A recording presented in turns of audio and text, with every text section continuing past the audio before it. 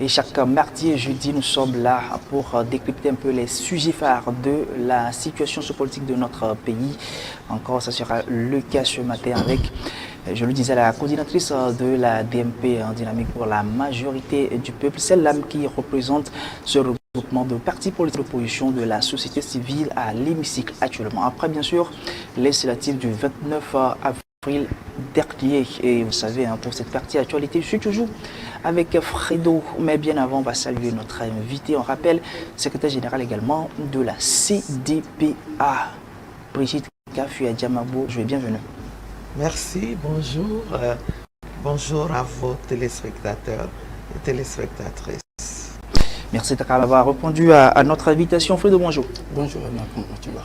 Je vais bien chez vous. Bien aussi. Ça peut aller. Malgré que les perviers nous ont... On va en parler après. Vous êtes déçu? Très déçu. Vous le disiez le mardi dernier. Que nous devons gagner. Ça n'a pas été le cas. Mais quand même, c'est un match. Le découragement n'est pas tout. D'accord, on va en parler bien sûr en fin de cette émission. Mais là, nous parlons plus politique. Vous le savez, le 29 avril dernier, il y avait un double scrutin législatif et puis régional. La DMP également s'est positionnée avec environ 200 candidats dans 29 circonscriptions sur l'ensemble du territoire togolais. Mais à la fin, notamment, dans le cadre des législatives, seulement un seul député, on en parlera. Mais bien avant, Madame la coordinatrice de la DMP, comment se porte ce regroupement disons, au lendemain de ces élections? Eh bien, ce regroupement s'organise pour poursuivre de plus belle la bataille. Vous savez que ce qui s'est passé avec ces élections relève de l'ordre de l'incompréhensible. Et c'est du jamais vu auquel nous avons assisté, de l'inacceptable du point de vue éthique, moral, comme du point de vue juridique. Mais nous avons compris que la bataille doit se poursuivre de plus belle. Parce que ce qui est en jeu, c'est le devenir du Togo. Et ce qui est en jeu, c'est de faire en sorte que les fondamentaux de la démocratie soient respectés. Dans une démocratie, ce n'est pas les élections que les populations s'expriment. Or, nous venons de constater qu'il est toujours impossible pour les Togolais de choisir leurs dirigeants à travers des élections qui sont des élections transparentes et propres. Nous constatons également que même le droit fondamental d'élire le premier dirigeant du pays est aujourd'hui en danger. On prétend l'enlever, le supprimer carrément, et c'est la première fois que j'entends dire que dans un pays, désormais, celui qui va concentrer entre ses mains les pouvoirs qui sont ceux en réalité du premier responsable du pays et qu'on appelle pour tromper président du conseil du gouvernement, que celui-là, par simple courrier du parti politique qui se dit majoritaire, eh bien, il sera choisi. Vraiment, nous n'avons pas d'autre choix que de poursuivre ce combat-là, de nous réorganiser de manière que tous les Togolais se lèvent comme un seul homme. Et c'est à ça que nous préparons. Nous allons parler de la 5e République. Vous après nous poser la question oui. À Madame Adjamabo. Aujourd'hui, ce matin, vous êtes dans quelle République? Moi, je pense 4 ou 5. Écoutez, les Togolais rejettent ce qui est censé être une 5e République. Et je viens de lire tout à l'heure un concitoyen qui disait « Nous avons le devoir de nous battre pour que la Constitution de 92, pour laquelle nous avons voté massivement, soit réinstallée.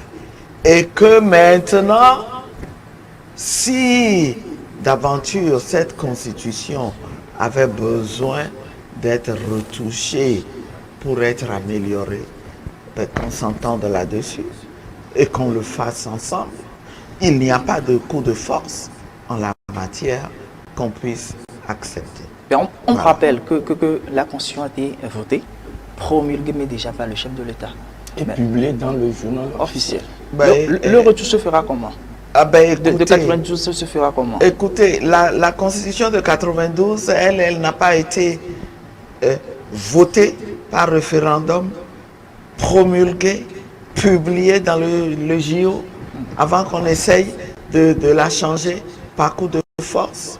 Bien, ce qu'il faut faire, c'est reconnaître que le peuple n'accepte pas qu'on lui plante ce couteau dans le dos. Il faut qu'il décide librement de se départir de son droit de choisir le premier dirigeant de ce pays. Ce qu'il n'a pas encore fait. Et donc, dire comme ça a été promulgué, publié au JO, comment on va faire, j'ose croire que ce n'est pas une manière de baisser les bras. En tout cas, nous n'avons pas l'intention, de baisser les bras à la DNP. Bon, avant de continuer, c'est vrai qu'on va peut-être revenir encore sur la nouvelle constitution, à la 5e République, mais revenons un peu en arrière par rapport au double scrutin. Aujourd'hui, je l'introduisais, vous étiez en course avec au moins environ 200 candidats. Certes, on a parlé entre-temps aussi d'invalidation de 9 listes, mais quand même, vous avez participé, vous étiez dans 29 circonscriptions. Mais aujourd'hui, si on reste sur le plan législatif, vous ne vous en sortez qu'avec un seul député, c'est vous-même. Bon, quel bilan on fait aujourd'hui après ces élections? Sentiment, satisfaction, déception, mitigé? Ce résultat n'est pas le vrai résultat que les Togolais ont déposé dans les urnes. Mais c'est ce qui est définitif. Vous le savez. Vous le savez. Et donc, il ne sert à rien de vouloir faire un bilan sur la base de ce résultat.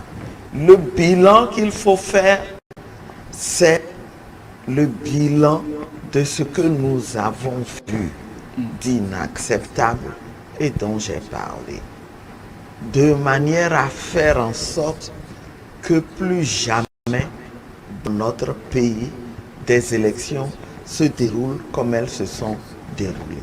Ce ne sont pas des élections. Et j'ai eu à dire chez un de vos confrères que finalement, on a attribué 5 députés, 5 élus à l'opposition tout entière et 108 à unir. Mais je disais que les 5 élus pèsent davantage que les 108. Et ceux qui ont organisé ces élections et qui ont les vraies données le savent. Ils savent que c'est parce que on a bourré les urnes. Ils savent que c'est parce que on a changé les chiffres partout. Même au moment de la compilation, que des compilations étaient faites et qui étaient en faveur de l'opposition. Je veux parler du cas de Dankmen. Ils savent que c'est parce qu'on a changé ces chiffres. Et vous avez les que preuves finalement, de tout ça. nous en avons les preuves. Nous en avons les preuves puisque c'est une compilation qui a été faite de manière contradictoire. Nous étions là. Tous les représentants des partis politiques étaient là et tout le monde connaissait le résultat auquel on était arrivé. Et cette compilation a été signée, elle a fait l'objet d'un consensus. Pourtant, le lendemain, parce que il fallait absolument éviter que l'opposition, notamment la DMP, soit élue à Dankpen. Eh bien, de force, on a changé la compilation. Mais qu'est-ce qui nous empêchera de parler de ça? C'est tellement grave que il faut qu'on en parle jusqu'à ce que nous nous asseyions, que les auteurs de ces comportements inadmissibles reconnaissent ce qui s'est passé et qu'on prenne des mesures pour que ça ne se passe plus jamais. Vous n'êtes pas une nouvelle figure sur la scène politique togolaise, on vous connaît très bien, vous êtes la seule femme pour le moment. En tout cas, ayant participé aux élections présidentielles dans notre pays ici, autrement dit, vous savez tout ce qui se passe depuis. Vous y êtes préparé, mais faut-il encore tenir ce discours actuellement? N'aviez-vous pas d'autres moyens avant quand même de s'engager dans... Des moyens, on les a pris. On a eu des délégués partout. On a mis en place un système de contrôle et de surveillance des élections. Mais comme certains ont cru devoir se servir de moyens illégaux et de moyens violents, on a mis à rude épreuve le système que nous avons mis en place. Et c'est parce qu'il était là que nous avons pu détecter ce qui s'est passé. Alors, vous me dites, je suis une ancienne, je sais ce qui se passe dans notre pays. Qu'est-ce que vous voulez dire? C'est pour ça qu'on n'aura plus recours aux élections? Vous ne voyez pas vous-même que c'est très grave que dans un pays qui est censé être une démocratie, qu'on en arrive à se demander si on ne savait pas que les élections ne donneraient que ça. Ça veut dire qu'on pousse les acteurs vers quoi? Vers quel moyen? Vers quel moyen pour faire en sorte que le Togo soit dirigé par des gens que les Togolais ont choisis. Dites-moi. Madame Brigitte, quelle est la position de la CEDEAO par rapport à tout ça? Eh bien, voyez-vous, c'est une institution qui aurait dû aider à résoudre les problèmes comme ceux que nous avons en ce moment au Togo. Parce que elle a adopté des textes. Il y a une charte sur la démocratie et la bonne gouvernance. Des textes sur lesquels nous nous sommes basés déjà à l'époque du recensement électoral pour déposer plainte et demander à ce qu'on ordonne à l'État togolais de ne pas exclure des électeurs togolais réunissant les conditions pour se voir délivrer une carte comme le régime l'a fait. Vous pouvez vous imaginer que bien que ce soit une action en urgence et qui aurait dû être traitée comme il faut, vous pouvez vous imaginer que c'est après les élections, maintenant, qu'on vient programmer une audience dans le cadre de cette action. S'agissant du changement de constitution, du changement illégal et anticonstitutionnel de constitution, nous avons encore une fois initié une action auprès de la Cour de justice de la CEDEAO. Et de ce que nous savons et que nous tenons de nos conseils, c'est que l'État togolais a été saisi. Et selon les procédures, il a été informé de ce qu'il y a une action qui est exercée contre lui. Et selon les procédures, il avait un mois pour répondre. On a attendu les 1 mois sont écoulés et nos avocats, nos conseils en sont maintenant à vouloir demander que une audience soit programmée sur cette affaire-là. Ça veut dire que nous entendons continuer le combat. Il faut que la CEDEAO puisse constater au regard de ses propres textes que ce changement constitutionnel est intervenu dans une période au cours de laquelle il n'était censé intervenir que par consensus politique. Vous y croyez toujours? Alors, tout le monde a vu que c'est nuitamment que certains se sont cachés pour faire ce qu'ils ont fait. Vous y croyez toujours, madame? Vous voyez, ce serait très grave si on arrivait à conclure vraiment qu'aucun moyen légal n'est possible. C'est ça que je posais la question de savoir où veut-on pousser les acteurs? On veut nous pousser à exercer la violence pour obtenir ce qui est notre droit. C'est ce qu'on veut. C'est irresponsable. Et nous utiliserons tous les moyens. Ce que nous pouvons dire, nous utiliserons tous les moyens légaux. Et dans ces moyens légaux-là, eh bien, ce qu'il faut retenir, c'est que le peuple a le droit de se lever quand il n'en peut plus et de dire ça suffit. Le peuple a porté le choix sur 5 députés de l'opposition. Mais il y a 2 qui disent qu'ils ne vont pas siéger. Et vous siégez. Quels sont les motifs pour lesquels vous siégez? Parce que vous avez voté aussi contre le règlement intérieur. On va parler du règlement intérieur tout à l'heure. Mais oui, c'est très important parce qu'il y a d'autres qui ont officiellement dit qu'il ne faut pas siéger. Mais vous y êtes toujours. Voilà, la motivation, c'est quoi? Nous avons été très clairs.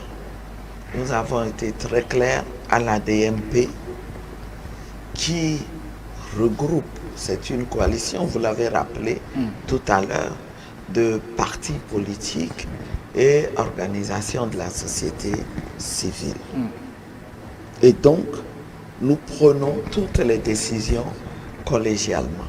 Et c'est ce que je voudrais rappeler à vos téléspectateurs et téléspectatrices et à l'opinion publique nationale, en leur rappelant qu'aujourd'hui, nous sommes la seule coalition qui existe sur le terrain, la seule coalition qui tient debout et qui a fait l'effort de ne présenter que des listes communes et qui continue de gérer avec sérénité les résultats de ces élections et cette situation-là catastrophique dans laquelle on a plongé notre pays, le Togo.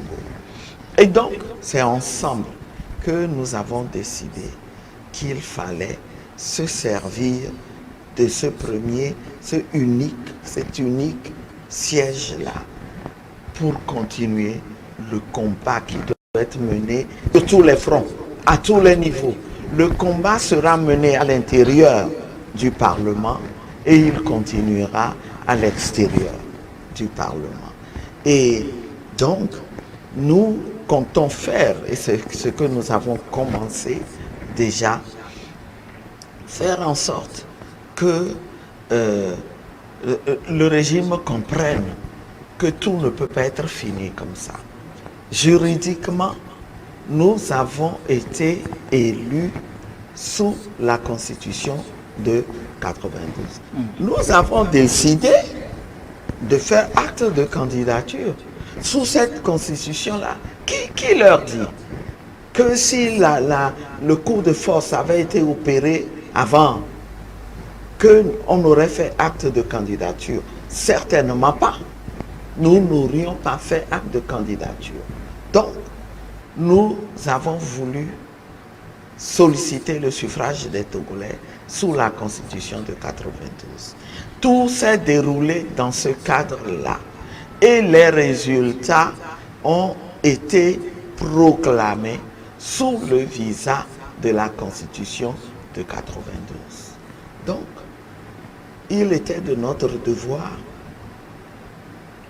de dire, et c'est ce que nous avons fait dès la première séance en commission qui, au Parlement, était censé travailler sur le règlement intérieur de l'Assemblée nationale.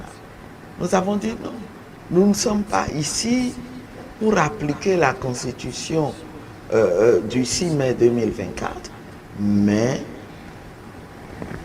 travailler dans le cadre de celle de 92 sous le visa duquel on nous a élus. Sur ce point, Parce que nous n'avons pas été entendus, oui. eh bien, le moment venu, le moyen d'expression que nous avions pour dire encore non, c'est de voter contre ce règlement intérieur. Ce que nous avons fait, et parce que nous nous sentons redevables devant le peuple, eh bien, nous avons rendu compte au peuple de ce qui se passe là-bas.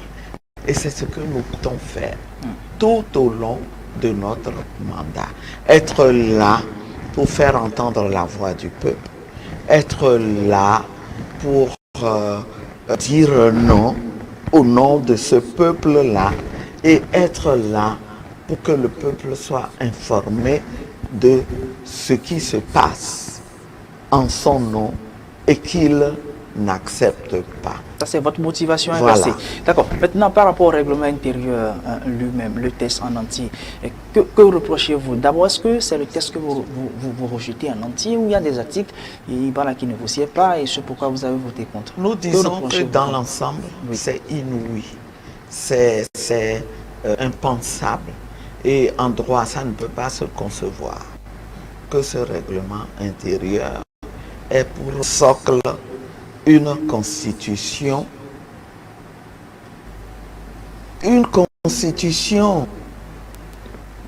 anticonstitutionnelle elle-même, une constitution qui ne peut pas rétroagir, qu'on a adopté qu'après coup et qu'on a promulgué après coup. La procédure Et était en cours depuis avant, raison pour laquelle on a même reporté les élections.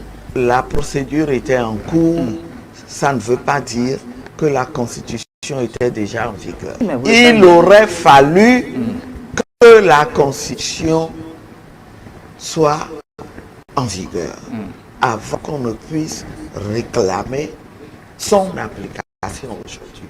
Et nous avons démontré tout à l'heure que ceux qui ont fait acte de candidature et qui l'ont fait en connaissance de cause, eh bien, et qui sont contre cette constitution, rien ne dit que si elle avait été en vigueur, ceux-là auraient posé leur candidature aux élections. Ils auraient choisi un autre moyen de combat, puisqu'ils sont contre cette constitution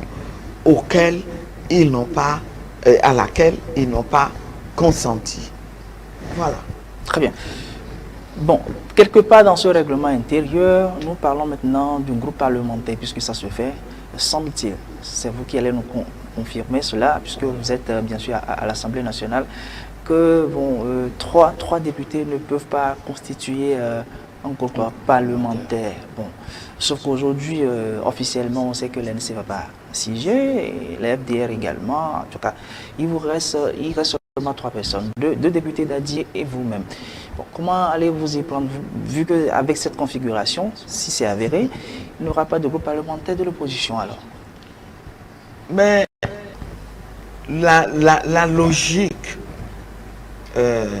juridique et politique aurait voulu que ceux qui sont à l'origine de la situation, de la configuration politique actuelle du Parlement soient conséquents avec eux-mêmes, qu'ils prennent leurs responsabilités en se disant nous avons créé une situation où, à l'issue d'élections proportionnelles, nous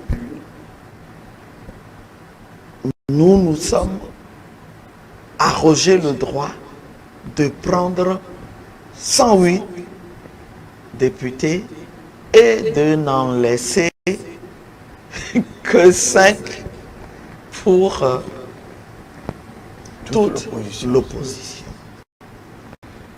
Et il fait ça. Que faisons-nous du principe démocratique et universel qui veut que dans l'organisation d'une assemblée législative, que la composition des structures reflète la configuration politique du Parlement? Il aurait fallu qu'ils se disent comment allons-nous faire maintenant que nous les avons restreints à 5 élus. Comment allons-nous faire pour qu'on ne nous reproche pas d'avoir un Parlement monocolore, un Parlement qui brime les droits des minorités, encore que, je l'ai dit tantôt, en réalité, cette minorité pèse davantage que la majorité, entre guillemets. Eh bien, nous avons compris que les gens ne se sont même pas posé cette question. Au moment de l'étude du règlement intérieur, on nous a dit tout bonnement qu'il y avait un quota en dessous duquel on ne peut pas descendre. Le quota, il faut représenter un 25e de l'Assemblée pour avoir droit à un groupe parlementaire. C'est le cas. Vous ne les représentez pas. Nous, on peut pas baisser, on ne peut pas aller au-delà, vous comprenez. Sinon, ce serait trop faible. Voyez-vous, quand on est véritablement un combattant, on prend tous les moyens qu'on ait un groupe parlementaire ou pas, dès l'instant où nous sommes élus et que tout élu a le droit de participer aux travaux de l'Assemblée, le droit de s'exprimer, eh bien, nous prendrons tous les moyens pour qu'on nous entende. Et tous les moyens pour qu'on sache à l'extérieur ce qui se passe dans l'Assemblée nationale togolaise. Oui, qu'on compte sur nous. Si on nous donne 30 secondes de temps de parole, eh bien, nous utiliserons les 30 secondes. Et puis, si nous avons autre chose à dire en plus, nous parlerons une fois à l'extérieur de l'Assemblée. Ça ne peut pas nous arrêter. Voyez-vous, ça ne peut pas nous arrêter. On laisse les gens avec leur conscience.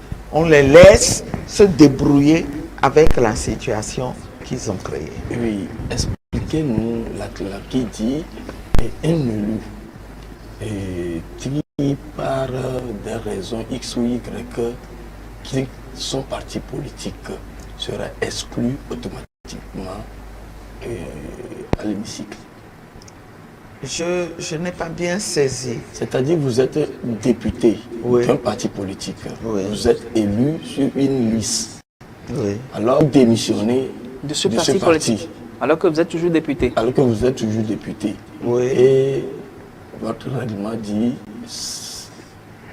la personne sera automatiquement exclue aussi.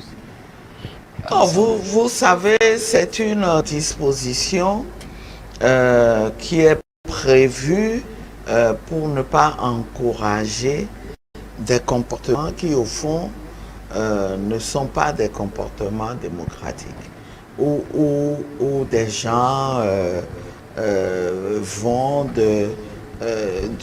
d'une formation politique à une autre. Vous présentez sous la bannière d'une formation politique donnée, avec un programme donné, et une fois que vous êtes élus, souvent sans raison valable et pour les intérêts, eh bien, on quitte le parti. Et c'est normal qu'il y ait cette disposition pour empêcher des comportements qui ne sont pas des comportements au fond démocratiques. Et il faut dire que cette disposition-là, on ne peut que la saluer parce qu'on vous a élu sous une bannière précise. Pas parce qu'on fait confiance à votre personne, mais parce qu'on adhère à la ligne du parti qui vous a présenté. Alors, c'est comme si vous aviez floué les électeurs. Et sur ce plan-là, on peut trouver normal, alors qu'on retire cette confiance-là, ce suffrage-là dont vous voulez vous servir pour faire autre chose qui peut être contraire aux intérêts des électeurs. Très bien. Oui, Madame Brigitte. Oui, On va vers la fin. Oui, Mais ce que je voulais dire aussi, Mm. que ce n'est pas ça le problème des Togolais aujourd'hui. Qu'il y a quelque chose de grave aujourd'hui pour les Togolais. Il y a quelque chose de grave, c'est que on les a empêchés encore une fois de choisir leurs représentants, les représentants qu'ils auraient voulu au sein de cette assemblée. Et c'est ça. C'est-à-dire, on n'a pas compris. Ah ben, on les a empêchés parce que on a faussé les résultats. On a eu des comportements qui ont faussé les résultats, qui ont faussé le choix fait par les électeurs dans les urnes. Est-ce que vous pouvez vous imaginer que quand on a proclamé les résultats définitifs de ces élections, vous avez observé que ce sont seulement, c'est seulement le nombre de sièges obtenus par chaque parti qui a été donné et que, par exemple, on a été capable de nous dire quel est le suffrage total qui a été obtenu. À ce jour, nous demandons en vain à obtenir la compilation officielle sur laquelle la Cour constitutionnelle s'est basée pour proclamer les résultats. On ne l'a pas. Est-ce que c'est normal si on ne cache pas quelque chose? Pourquoi ne nous la donne-t-on pas? De deux choses l'une. Ou bien cette compilation n'était pas terminée, donc on ne proclame pas les résultats. Donc, sur quoi on s'est basé? Mais on la proclame et nous demandons à avoir accès au dossier au niveau de la Cour constitutionnelle comme au niveau de la CENI. Nous ne l'avons pas. On prétend qu'on est en train de préparer un rapport à l'attention du gouvernement. C'est-à-dire qu'on va s'assurer qu'on a tout arrangé et que les gens qui voudront étudier les choses n'auront rien trouvé d'anormal avant de publier. D'accord, il nous reste que alors quelques pourquoi minutes. publie-t-on les résultats? Oui, il nous reste que quelques minutes pour terminer. Avant Juste deux. Oui. votre mot de fin, Oui. Madame Brigitte Adjamago, et quelle est votre relation aujourd'hui avec la TERA? Mais la DMP a dit et continue de dire, continue d'appeler à un combat au sein d'une, comment dirais-je, en tout cas, appeler à l'union de toutes les forces de l'opposition, qu'il s'agisse d'opposition parlementaire ou extra-parlementaire, d'opposition siégeant ou ne siégeant pas, parce que nous croyons que c'est en menant ce combat-là comme seul homme que nous allons aboutir. Et il faut se rassembler autour de l'essentiel. Se rassembler et définir des stratégies bien articulées et cohérentes qui vont aboutir à ce que souhaite le peuple togolais et qui est, un, que ce coup de force constitutionnel soit combattu avec succès, et deux, que la démocratie, dont l'un des indicateurs importants c'est l'alternance, eh bien, se produise, se concrétise enfin dans notre pays, et que d'autres Togolais, une équipe de Togolais choisie librement par le peuple, puisse présider aux destinées du Togo. Qu'on mette fin à 60 ans, pratiquement. Merci beaucoup à vous, Madame Brigitte Kafuya Djamabon. On rappelle la coordinatrice de la DMP Dynamique pour la majorité du peuple, mais également la secrétaire générale, bien sûr, de la CDPA. Alors, quelques secondes pour faire une synthèse, mot de fin aux téléspectateurs et aux téléspectatrices. C'est une exhortation à la résilience, à la résistance. On peut venir, aucune force ne peut venir à bout d'un peuple déterminé et organisé.